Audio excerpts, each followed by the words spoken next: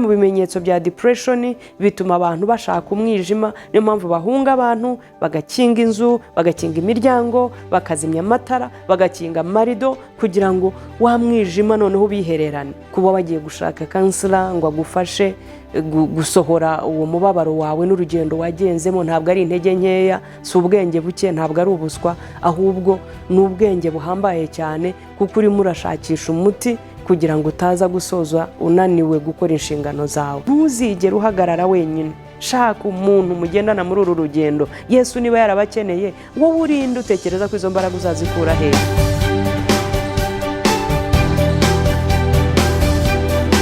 Ndabaramukije mu izina rya Yesu. Ni Devota n'ubundi muri kumwe, ni muri cya kiganiro cyacu mumaze kumenyera. Nagira ngo mbere yuko dukomeza tubanze dusenge. Data, mu izina rya Yesu tuguhaye icyubahiro, tugushimiye umwanya mwiza nanone utwemereye kugira ngo tuganirize abanyarwanda ibijyanye n'ubuzima bwacu bwo mu mutwe ndetse n'uburyo twabungabunga imibereho yacu. Mwami, muri iki kiganiro turagukeneye cyane, kuko birareba ubuzima bw'abantu atari abanyarwanda gusa, ahubwo no hanze y'igihugu cyacu. Turagukeneye rero kugira ngo ubane natwe, uho umugisha buri jambo ryose Mwami risohoka mu kanwa kanjye, kandi umpindure ijwi ry'ibyiringiro kuri uwo wese wari ukeneye ubu butumwa tugiye gutambutsa. Ndanakwinginze kugira ngo Mwami wowe urarika abo bose bakeneye kugira ngo bakire. Icyo twifuza ni uko abanyarwanda bakira bakaba bazima, imitima yabo ikaba mizima, imitekerereze ikaba mizima, imyitwarire ikaba mizima.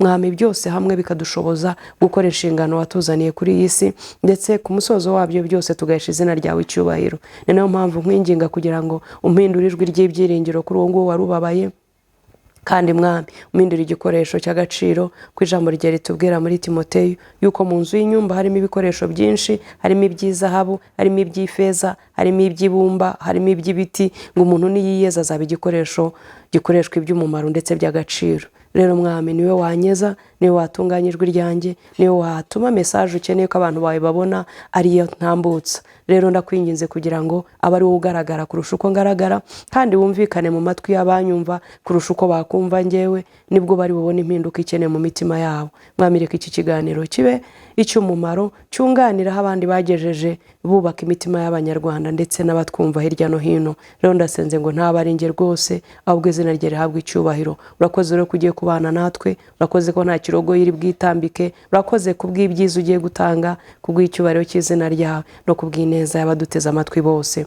Urakoze mwungeri mwiza kubikoreye kwiyubahisha, ni mu izina rikomeye rya Yesu dusenze twizeye, amen. Turagarutse mu kiganiro nanone. Uyu munsi turashaka kubaganiriza ku bijyanye n'imibabaro yacu, ukuntu rimwe na rimwe usanga abantu badashaka kumenyekanisha ibyo barimo gucamo kubera ko bari bubafate nk'abanyantege nkeya. Ukumva niba ari umubabaro wawe ukeneye kuwumira ukawimenyera, birimo kukubaho ukabihisha bikabibanga, nyamara burya abantu nibo badufasha kuganira natwe mu gihe dukeneye utuganiriza, mu gihe dukeneye kurira bakatwemerera tukabaririra ku bitugu. Igihe cyose umuntu, byaba ari ibyiza ugezemo, byaba ari n'ibyago, dukenera abantu bagenzi bacu. Nuko twubatse, nuko Imana yabihisemo yuko tuba abantu bafashanya. Ni nayo mpamvu yaturemye tutari isolated, tutari twenyine, ahubwo umuntu akavukira mu muryango, ugatura muri sosiyete, ukagira abaturanyi, ukagira abo mukorana. Nuko bimeze. Rero tudatinze, nagira ngo turebe icyo ijambo ry'Imana ribivugaho, cyangwa umwami Yesu dufatiraho urugero. Ndagira ngo nibutse nanone yuko buri gihe isanamitima dukora cyangwa iyi ministeri tuyikora twishingikirije kuri Bibiliya, ntabwo tujya hanze ya Bibiliya. Ni nayo mpamvu buri gihe imirongo ya Bibiliya tuyishingiraho kugira ngo duhumurize abantu.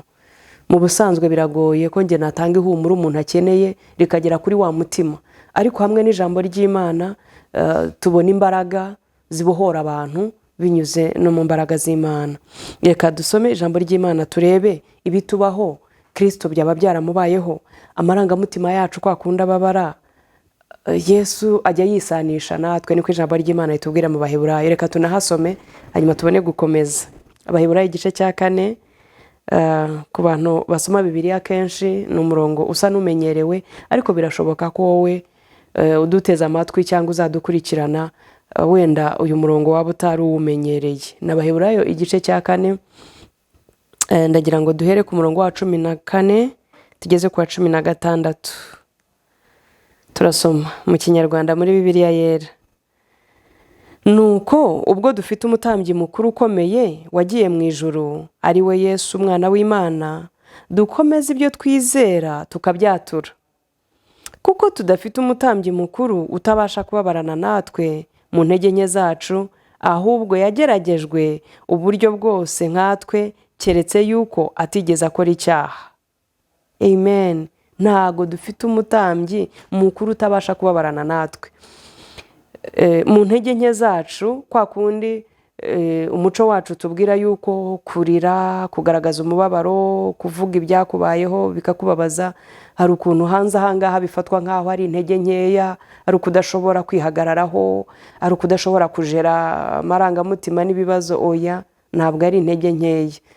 Ikibigaragaza ni uko Kristo nawe amarangamutima ye yagaragaje. Mu kanya naho turaza kuhagera. Umurongo wa 16 no twari tugezeho uravuga ngo nuko rero twegera intebe y'ubuntu tudatinya, kugira ngo tubabarirwe, tubone ubuntu bwo kudutabara mu gihe gikwiriye. Nuko rero twegera intebe y'ubuntu tudatinya, kugira ngo tubabarirwe, tubone ubuntu bwo kudutabara mu gihe gikwiriye. Nuko rero wumvise ukuntu iyo nteruro itangira, irakurikira andi magambo nyine twari tumaze. None ubwo bimeze bityo, nuko rero niba Kristo yarababajwe ariko ntakora icyaha, niba ari umutambyi mukuru w'ibyo twizera tukabyatura, urumva tudakeneye kumwaturira, tukaturira n'abantu bagenzi bacu. Nagira ngo nibutse yuko mu by'ukuri tubeshwaho no kwizera. Bibiliya ni nako itubwira ngo umukiranutsi azabeshwaho no kwizera. Ariko niyo byaba byakunaniye, ntago tujye tubona Imana yaje n'amaguru ngo hanyuma tuyihe ya mibabaro yacu, tuyibwire ukuntu abantu baduhemukiye, imibereho yatubabaje. Ntago tuzanigera tubibaho, tuzarinda tuva muri iyi si. Uburyo bumwe Imana ijye twihishurira, uburyo bumwe Imana ijye dutabara, uburyo bwose Imana idutabara inyuze mu bandi bantu. Ibyo ni ubuzima busanzwe, nuko nari nshatse kugira ngo bisobanuke cyane. Wa wundi uvuga ngo njye ibyanjye nzabibwira Imana, abantu bose babaye babi kubera ko hariho abagukomerekeje bakaguhemukira, wabizeraga umutima wawe ukabahurwa, ukavuga ngo njyewe ngo ibyanjye ni Imana yanjye. Ni ukuri buryo uba wibeshya mu mutima wawe, nawe unabizi, kuko Imana tuyibonera mu bantu nk'uko na Satani azira mu bantu. Rero bizakugora igihe cyose uzavuga ngo wowe ibyawe uzabigundira, uzabimira, uzabihisha, uzabyimenyera. Aho ni hahandi dusoza ihungabana riturushije imbaraga, tugatangira kugira bya bimenyetso tujya dutambutsa mu biganiro byacu. N'uyu munsi hari ibyo tuza kuvugaho. Rero nagira ngo nsabe wowe udukurikiye, dufite umutambyi mukuru gutyo w'ibyo twizera tukabyatura. Niba twizera yuko Imana ibasha kudukiza, turabyaturira aba bantu yashyizeho kugira ngo badutabare mu cyimbo cy'Imana. Imana ikora inyuze mu bantu. Umuganga Imana imuha ubwenge akakuvura, umukansara akagutega amatwi, mukagendana mu rugendo, ababyeyi bakatugira inama, abayobozi mu nzego zitandukanye. Tubayeho ubuzima tudashobora kwiheza ngo duheze abandi bantu, hanyuma tuzagere ku mugambi Imana itugenera. Usibye n'uwo mugambi mu by'ukuri, ubwo nyine dushatse kubizana kuko turi mu ijambo ry'Imana, ariko no mu buzima busanzwe nta kintu ushobora kugeraho udafite abandi bantu. No kubaka inzu uzakenera abafundi, niyo waba uri umwenjenyeri, ntabwo uzubaka inzu wenyine. Rero imitima yacu ni inzu, naho umwami Imana atura. Byanditswe byera baratubwira ngo imibiri yacu ni insengero z'umwuka wera. Mwuka wera ntago yatura muri twe iyo mibiri irwaye, iyo mibiri niha, iyo mibiri yarakomeretse, umutima udashobora kwakira. Rero dukeneranye muri ubwo buryo. Ariko noneho muri iri jambo ryo turakeneye umwami Yesu nk'umutambyi mukuru w'ibyo twizera tukabyatura. Yesu ashimwe. Reka twihute. Nagira ngo twumve ko nta kosa, ntabwo ari intege nkeya. Abantu benshi babifata uko bitari, kuba wahungabanye ukagira umuntu uganirira, kuba wagize ibibazo mu muryango ukagira umuntu uganirira, kuba wagiye gushaka kansela ngo agufashe gusohora uwo mubabaro wawe n'urugendo wagenzemo. Ntabwo ari intege nkeya, si ubwenge buke, ntabwo ari ubuswa, ahubwo ni ubwenge buhambaye cyane, kuko urimo urashakisha umuti kugira ngo utaza gusoza unaniwe gukora inshingano zawe. Nk'uko iyi mibiri yarwaye, umutwe ubabara, mu nda haribwa, intege zacitse, igihe cyose twarwaye tujya gushaka imiti, tujya kwa muganga. Niyo mpamvu leta yacu yanashyizeho systeme ya mituelle de santé, aho abantu bose ku kigero cyabo n'ubushobozi bafite mu bijyanye n'amafaranga umuntu ashobora kubona ubuvuzi. Rero byaba bibabaje tuvuza imibiri ariko amarangamutima n'imitima tugatekereza ko bidakeneye kuvurwa, kwaba ari ukwibeshya, kandi ibi byo niko kuri. Ni ukwibeshya gukomeye, kandi ni icyorezo noneho aho amarangamutima yacu aterwa cyane. Imibiri twari dusanzwe tubimenyereye yuko urwara gripe, hari amavirusi, ariko tukagira imiti. Harageze rero mbonereho rwose kwibutsa abantu ko ibi byihutirwa noneho kurusha uko byigeze byihutirwa. Iyo urebye statistics cyangwa imibare igaragara ku banyarwanda, imibare igenda yiyongera bakirwa mu bitaro by'Indera bivura indwara zo mu mutwe, iragenda iba myinshi cyane, kandi ibi ngibi nta kindi kibitera, ni za ndwara zifata amarangamutima yacu ntiyitabweho. Tugakomeza tukavuga ngo tuzabyimenyera, bizashira, abandi ntibakeneye kubimenya. Ndemeranya nawe, ntabwo abantu bose bakeneye kubimenya kuko bose ntibafite igisubizo cyabyo, ariko hari abantu basigiye uwo murimo. Niko tubyita mu mvugo ya Bibiliya. Hari abantu basigiye uwo murimo, niyo mpamvu tugira abayobozi b'amatorero n'amadini, tukagira abapasiteri, tukagira abapadiri, tukagira za nzego zose uko zubatse mu rusengero n'abadiyakoni. Abantu baba bafite uburyo Imana yabashyizeho kugira ngo badufashe mu bibazo runaka. Kwa kundi nawe baza bakugana, niba uri umucuruzi bakenera ibicuruzwa runaka ufite, umuntu akazi wawe, ni nako nawe ukeneye kureba wa muntu ufite icyo udafite. Niba urimo kubabara, utababara niwe ushobora kugufasha ako kanya, kandi uri muri izo nshingano ubifitiye ubushobozi cyangwa wanabyize, nk'uko tujya tugana abaganga mu ndwara zisanzwe zifata imibiri yacu. Kadukomeze mu ijambo ry'Imana, tujye gusoma noneho igice dusanga muri Matayo 26, ni mu isezerano rishya. Matayo 26, turahera ku murongo wa 36, turaza kugera ku 47 na 6. Reka dusome mu izina rya Yesu. Maze Yesu agerana nabo ahitwa i Getsemani, abwira abigishwa bati, mube mwicaye aha, nigire hariya nsenge. Ajyana Petero na bene Zebedayo bombi, atangira kubabara no guhagarika umutima cyane. Ese turimo kujyana? Wari uzi ko Yesu nawe yigeze ahagarika umutima ubwo yendaga kugambanirwa? Noneho ngira ngo urimo kubyumva neza aho twahereye, yuko bidakwiye kugutera isoni igihe cyose watengushywe n'uwo wakundaga, igihe cyose wababajwe n'inshuti yawe, igihe cyose wapfushije uwo wakundaga, igihe cyose watakaje akazi, igihe cyose watewe n'ihungabana ritandukanye. Impamvu ziritera ni nyinshi, ariko ibyo byose birakeneye yuko tumenya ko bibaho. Niba Kristo umwana w'Imana byaramubayeho, turi bande kubimira? Kandi we yaragaragaje amarangamutima yakanayasohora. Yari umwana w'Imana akabiganirira abantu bari kumwe b'inkoramutima. Ahangaha biranatwerurira yuko natwe dukeneye kugira abantu b'inkoramutima, kandi ndabizi neza nta muntu ujya hatagira bene abo bantu. Ahubwo hari ukuntu twihagararaho tukagira ngo ni sayini yo gukomera n'ubutwari. Ntago ariko bimeze. Ibyo bintu birakwica, birakuzonga, birakumugaza, kubera yuko urimo urabika indurwe. Ibyo ubika byakubabaje biragenda bikamera nk'ubumara mu marangamutima yawe. Niyo mpamvu wisanga usigaye uvuga nabi utabitekerejeho, utabigambiriye, ariko kubera ko wabitse bibishye kenshi bikamara kugwira, bigwiza imbaraga muri wowe, bikagira umubare munini, noneho ugatakaza ibyiza. Wajya kuvuga ukavuga ibibi. Reka dukomeze. Yesu we yajyanye na Petero na bene Zebedayo bombi, atangira kubabara no guhagarika umutima cyane. Ariko ibyo ntago yabibayemo wenyine. Yajyanye na Petero, yari afite abantu b'inkoramutima. Iyo yabaga yababaye nibo yiyegerezaga nawe. Kadukomeze. Maze arababwira ati, nyuma yo kubabara cyane, nyuma yo guhagarika umutima, ntago yabicecetse. Ko yari umwana w'Imana, utekereza ko yarabuze aho abibikara? Dukomeze, ndabizi ko tuza kugendana. Arababwira ba Petero ati umutima wanjye ufite agahinda kenshi kenda kunyica, mugume hano mubane maso nanjye.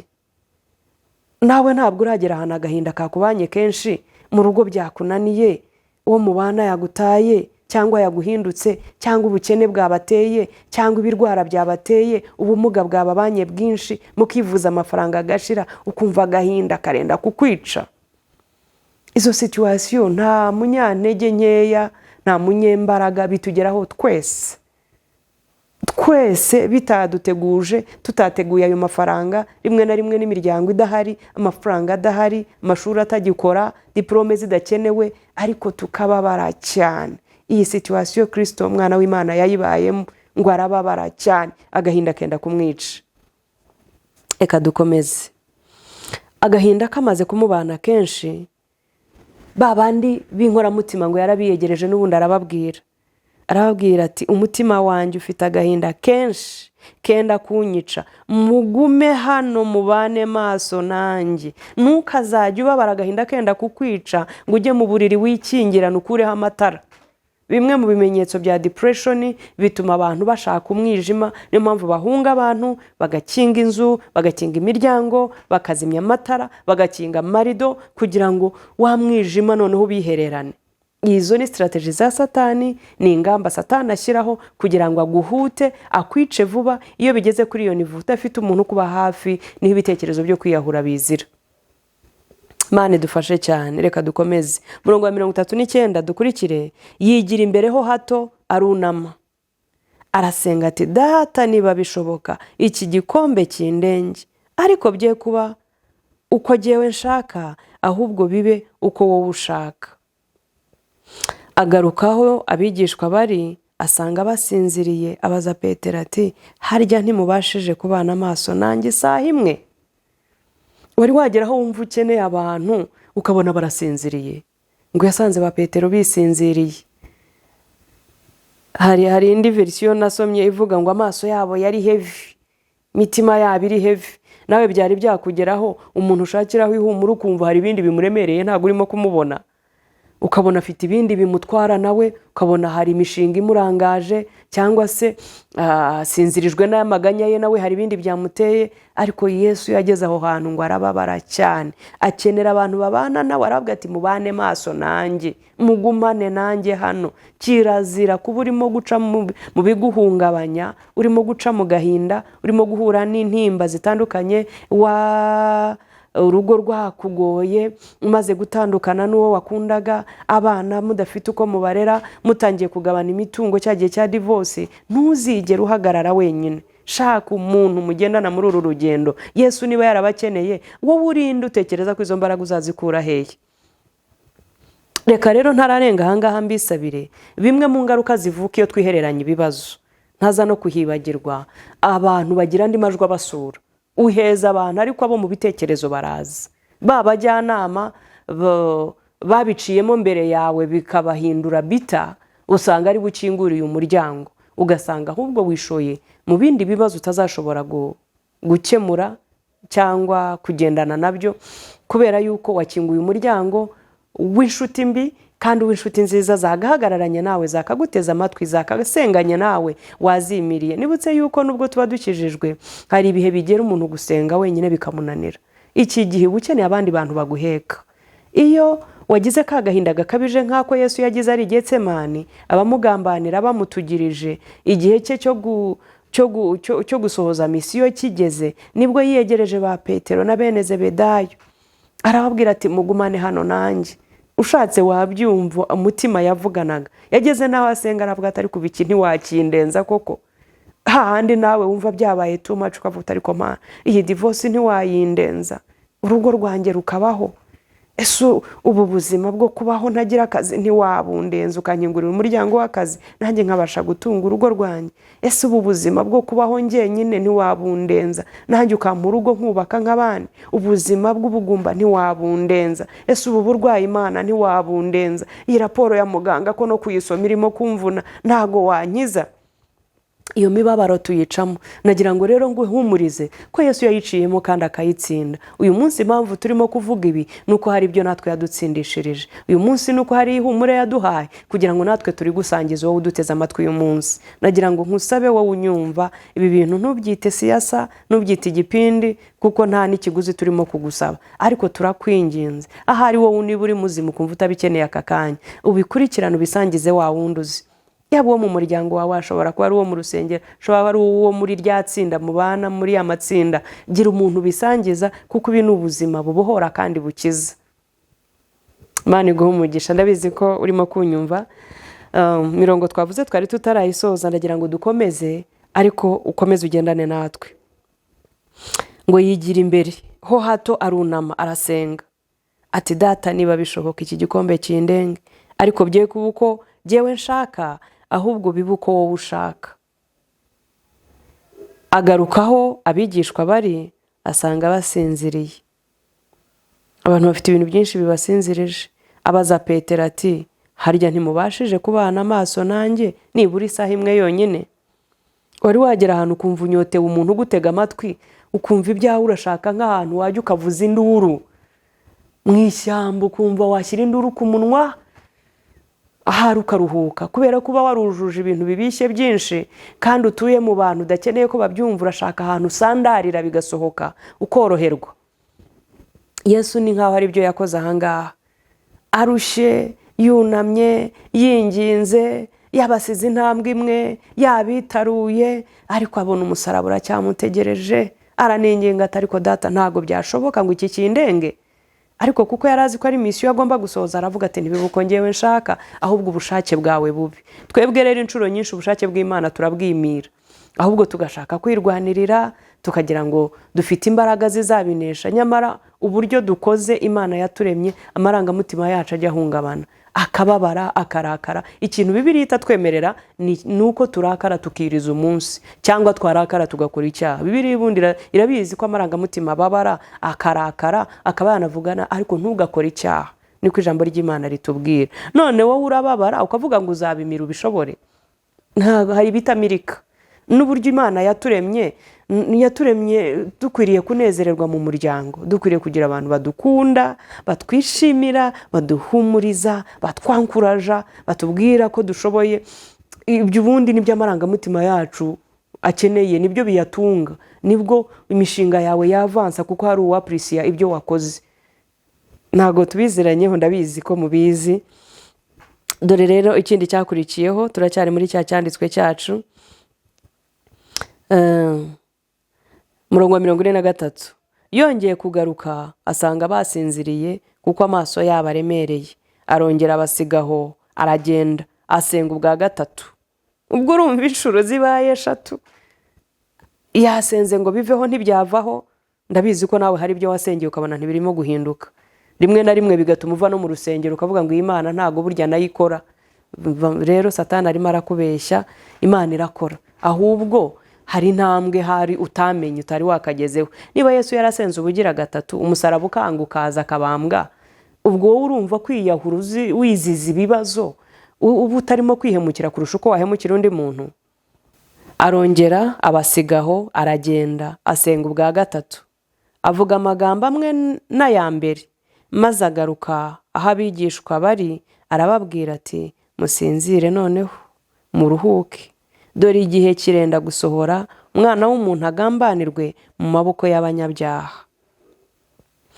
Nimubyuke tugende, dore ungenzi ari hafi. Akibivuga, Yuda umwe muri abo 12 azana n'igitero kinini gifite inkota n'inshyimbo, giturutse ku batambyi bakuru n'abakuru b'ubwo bwoko. Mwami Yesu adufashe cyane. Message nagira ngo dusigarana ahangaha nuko ibitubaho bidatangiye uyu munsi. Ubundi Abongereza bajya baca umugani, a problem shared is halfway solved. Ni ukuvuga ngo ikibazo usangije abandi bantu kiba gisa nk'aho gikemutseho 50%. Hari uburemere uba ugabanyukiwe, hari ibyo abandi baba batwaye kuko wabibasangije. Ari nawo muti mu bujyanama cyangwa muri counseling, umuti wa mbere ku muntu wahungabanye cyangwa wagize ibibazo, wagize stress, wagize anxiety, nuko agira umuntu aganirira akamutega amatwi, nuko agira umuntu umwumva bya bintu yanyuzemo akabiha agaciro, nuko hari wa muntu uri bwumve ibibazo byawe akagendana nawe. Wowe rero utubwira kuri intwari cyane, ibyawe uzabyibikira aho hantu hazuzura, kuko ntago isi dutuyemo biza rimwe ngo bize kabiri. Ubuzima bwacu ukuntu bwubatse, uyu munsi ubusohoka mu kibazo kimwe, ejo haza ikindi. Rero ukeneye nk'uko abantu bamaze gutera imbere ubundi mu buvuzi, abantu baba bafite abaganga ba famiye, personal doctor cyangwa family doctor, uzajya amenya urugendo rwawe. Uyu munsi yabona umuvuduko w'amaraso wazamutse cyane, yabona ibiro byiyongereye, akareba raporo y'ubushize ukuntu wari uhagaze, akamenya aho ahera akwandikira umuti cyangwa guha ubujyanama. Niko bimeze no kubavoka, niko bimeze. Kubera ikizi nuko bizwi cyangwa ariko byubatse ko uyu munsi tuba turi amahoro, bugacya havutse ikibazo. Uyu munsi ukaba uririmba, ejo ukaburarira. Uyu munsi ukaba wabyaye, ejo ukaba wapfushije. Nuko isi yubatse, waba wibeshya cyane uvuga ngo wowe uzashobora kujera ibyawe wenyine, kandi Imana itarabyubatse gutyo. Niba Kristo yarakeneye abantu arirana nabo, niba umwana w'Imana yarakeneye abantu babana nawe mu gihe yari ababaye cyane, aho yageze ahabira icyuya kivanze n'amaraso mu ishyamba Getsemane, wari wageraho ubabara umubabaro ugahindura icyuya cyawe kigahinduka amaraso. Rero inshuti zanjye, tugana ku musozo, nagira ngo ngusabe, byaba ari byiza wowe udukurikiye utaragera muri iyo situation ibabaje gutyo, ariko ndabizi neza niba wowe utaranayirimo, hari abaturanyi uzi bayirimo, hari abavandimwe uzi bayirimo, hari inshuti uzi bamerewe gutyo, bakeneye ubu bufasha, begere. Nibura ubumwe muri izo nshuti zibatega amatwi. Nubwo bisaba ibintu byinshi cyane, ariko nashakaga kukubwira ngo ntuzongere kwitinya, ntuzongere kubibona nk'ubugwari, nk'intege nkeya, nko kudashobora. No, ntabwo ariko bimeze.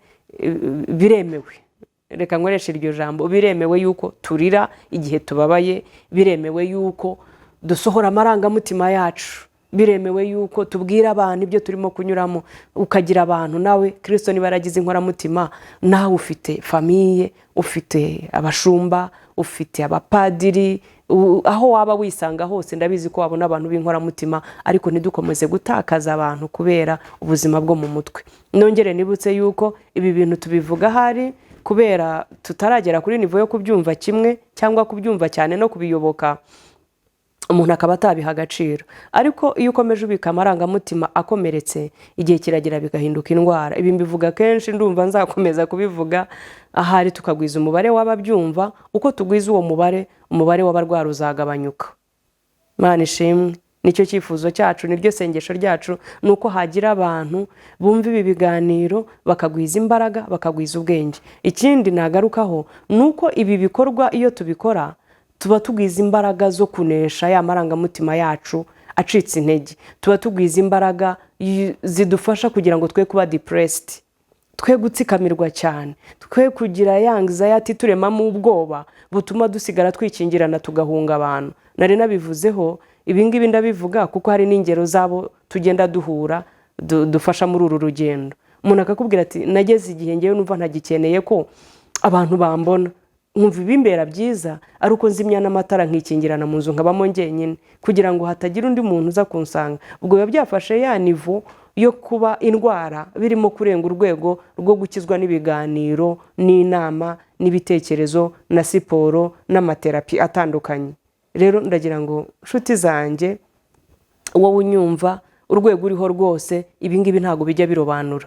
Uri umurokore ukijijwe cyane, wuzura umwuka wera, wibera no mu kabari se, w'iby'insengero utabyumva, wowe unahakana, uri no mu atheist utemera ko n'Imana ibaho, ariko umubiri wambaye niwo nambaye uyu munsi, ibimbaho bizakuvaho utabiteganije. bigutungure usange ukeneye ubujyanama nk'ubu ngubu. Ni nayo mpamvu dukwiriye kuba uburemere bumeze gutyo, kubera yuko niho nicyo cyorezo, reka mbivuge gutyo, ni kimwe mu byorezo byoretse isi n'u Rwanda rurimo. Birababaje rero ko twaba dushobora kurwana intambara z'ubukene, tukarwana intambara z'indwara, leta yacu ikadushyigikira, ikaduha mituweli, igashyiraho amasosiyasiyo abantu bahuriramo bakizigama, inyigisho, amahugurwa ahantu hose, agashyiraho amasentazi y'aho abana bahabwa indyo nyongera ntibagwingire, ariko tukarenga amarangamutima akazapfa, kandi izindi areas zose zarahawe imbaraga, zarashyigikiwe, hanyuma amarangamutima yacu tukayareka, abantu bakazapfa biyahuye, abantu bakazapfa bikebagura, abantu bakazasoza barwara mu mutwe, bakajya ku muhanda bagatoragura amasashi. Turi hano tuvuga ngo turi abantu b'Imana, turi ababyeyi, byaba bibabaje n'ikimwaro kuri twebwe. Rero turashaka gutanga umusada wacu cyangwa umusanzu wacu kuri wowe wese waba urimo kunyura muri ibi bihe bikugoye, urimo guhura n'amastress atandukanye kubera ibyakubayeho. Nibutse ko ibitubaho tutajya tubishyiraho control, ntago dushobora kubyimira, ariko dushobora gushyiraho ingamba zo kubinesha. Ni nacyo izi nyigisho zigamije, ni ukugira ngo hamwe no kumenya ko ibikubaho biri rusange, hari n'abandi byabayeho babyitwayemo bate, nawe utangire kwitwara gutyo kugira ngo ubineshe aho kugira ngo bikuneshe. Mana ishimwe, turagana ku musozo, tugiye no gusenga.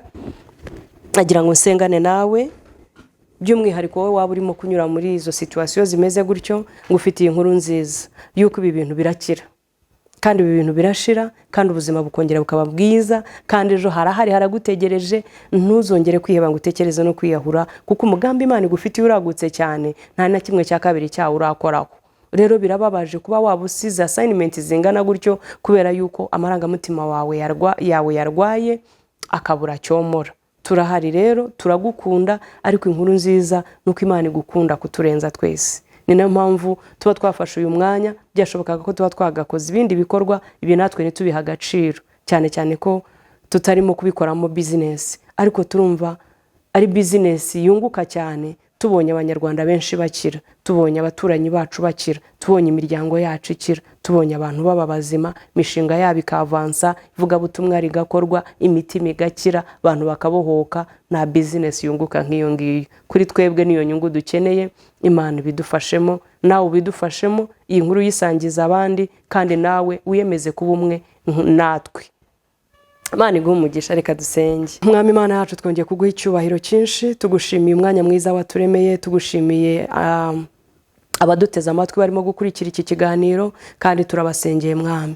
Ijambo rye riratubwira ngo icyatumye umwana w'Imana yerekanwa ni ukugira ngo amareho imirimo yose ya Satani, ko ijambo rye ritubwira muri Yohana 3:8. Rero Mwami, nanjye ndasenze mu izina rikomeye rya Yesu, nsengera uwo muntu waba arimo kunyura mu bihe bimugoye, ibihe by'umwijima, ibihe by'umubabaro, nkuko twasanze Kristo yabigezemo, ngo akababara cyane agahagarika umutima, ariko akagira ababana nabo. Ndasenze ngo uyu muntu nawe umuhe umugisha, umubohore, aya marangamutima yongere gukira, byiringiro bye bitangire kuzuka, mahoro yo mu mutima yari yatakaje yururuke. Tugisenga Mwami, ndakwinginze kugira ngo yakire imbaraga zikiza kandi zibohora. Ndahagarika buri mwuka wose wamuhagarikaga umutima, ndirukana buri ndyanyi yose mu mutima we, wawo umwuka mubuzaga ibitotsi no gusinzira, za mbaraga zamurazaga niha, iyo myuka ndayatatsa amanywa y'uyu munsi. Ndavugana n'uwo ngo uri depressed amanywa ya none, ndavugana n'uwo ngo ufite ihungabana ritandukanye, ndavugana n'uwo wa processingaga divorce, ndavugana n'uwo nguwo warubabariye mu rugo, ndavugana n'uwo wari ufite indwara imubabaje, ndavugana n'uwo wari ufite raporo ya muganga yarebaga akabura ibitotsi akabura amahwemo.